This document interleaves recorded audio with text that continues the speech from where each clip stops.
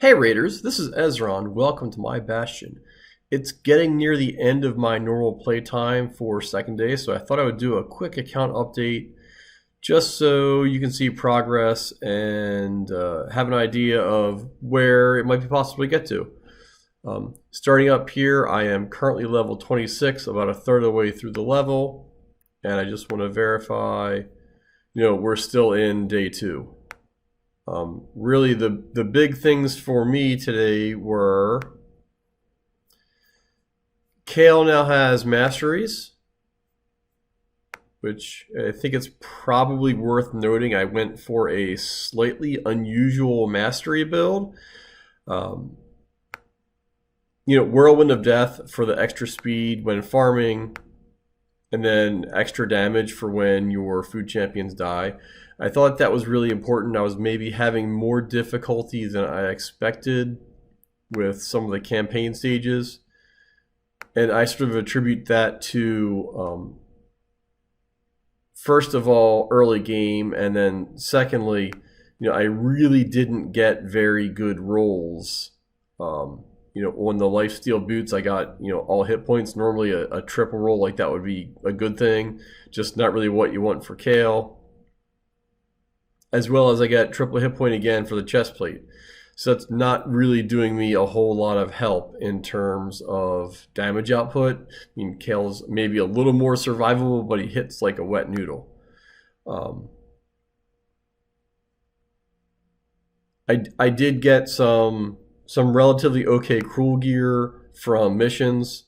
Speed and crit rate, that's really what you want to see, and then here, some double crit rate. So that made up a little bit for what's going on, but as you can see, I'm still at 45% crit rate, and I really need to get the lifesteal gloves that are coming out of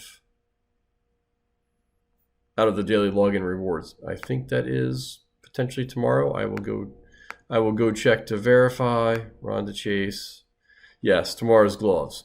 So that should make a huge, huge difference in Kale and his ability to get things done.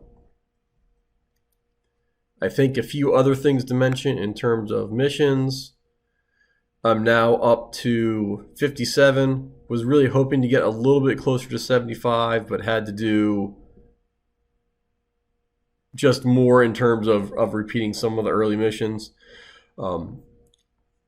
This one's interesting. I did ascend Kale earlier just so he was a little bit stronger. So I'm gonna pull some shards later in the video to see if I get a champion that's worth ascending versus doing one of my food champions. And then looking to arena, I was maybe a little bit surprised at where I got in arena. I'm into silver 1.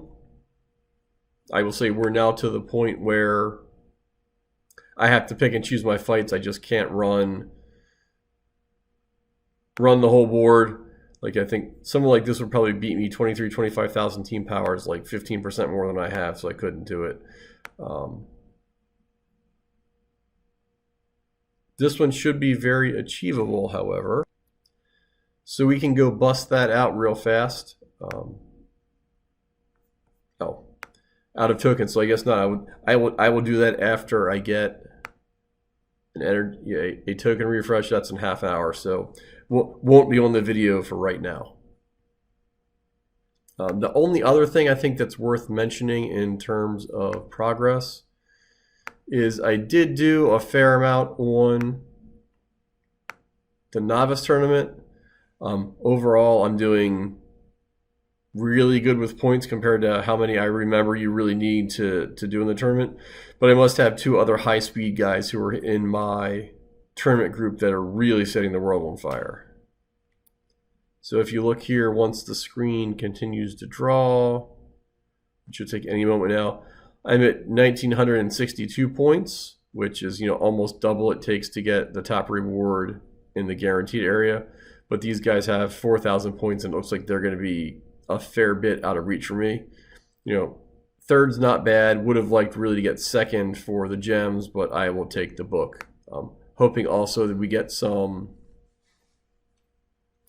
rare champions I can use that book on. And then I think the last thing to talk about is once Kale was ascended and had his masteries done, power level went way up and I was capable of getting into stage 7 on the hard campaign.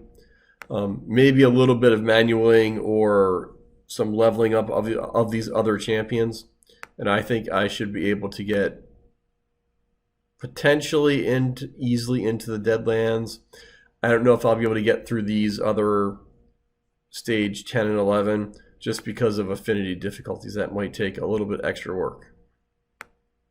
But while technically not as energy efficient as Easy 12-3, you get a lot more silver and 4-star gear here. So especially on the Palace of Aravia, farming where you can get potentially speed boots can be a big help for your account, especially early on if you don't have luck on other good gear. And then I think not a lot of other major progress to report. Like I said earlier, I'm at the stage where you have to ascend a second champion. Epics being what they are just really expensive to deal with right now. 4 medium potions for the basic level of ascension is kind of a steep cost considering how few I have right now. And that seems an unsat level of grind to go handle.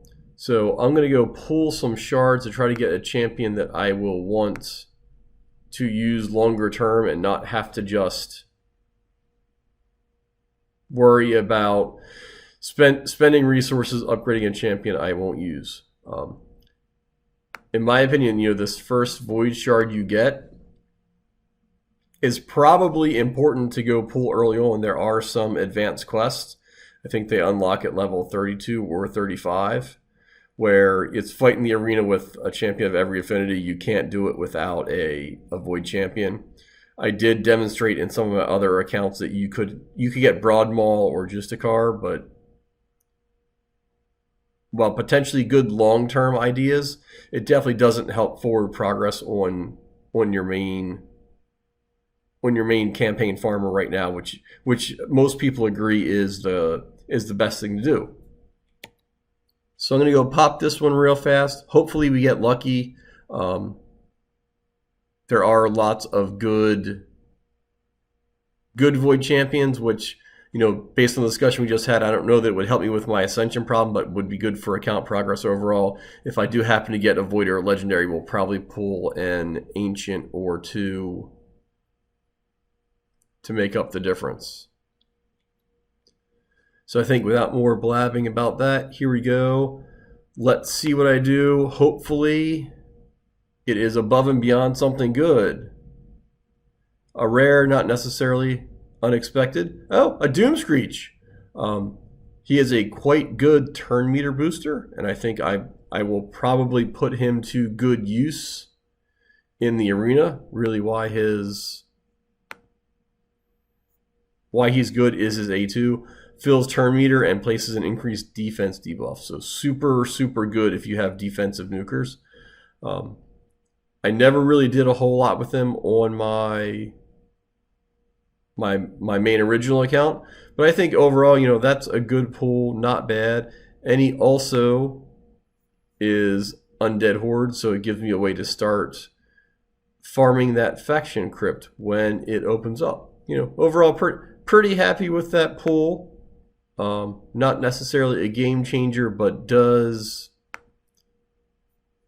meet the mail of looking for someone I can easily ascend. There we go. I'll lock him so I don't use him by accident. And there we go. Mission complete, and I can get him going in with the rest of my teams. Overall, pretty happy with that, and should be able to use him at least in the medium term, largely as an arena champion, or like I said, only for faction wars. So I think that's the end of my update for today. Thanks everyone for watching. Hopefully you found it interesting. Check back, maybe not tomorrow, but the day after tomorrow for a slightly bigger update. Thanks for your time. This is Ezron signing off.